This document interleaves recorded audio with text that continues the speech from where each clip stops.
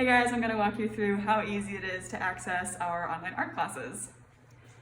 So after you've signed up for your class, you're going to receive an email like this one from our system. And simply click that email, and inside you'll find your class time and date, you'll find your instructor's name, and you'll find your supplies list.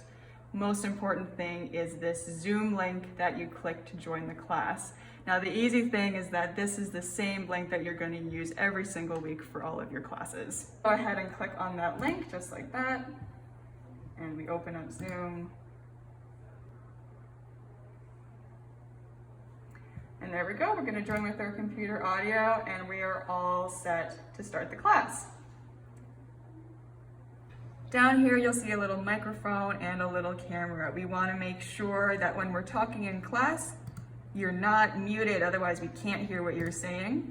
And we want to encourage you as much as possible to keep your video on, because that makes class a lot more fun and makes things easier for your instructor.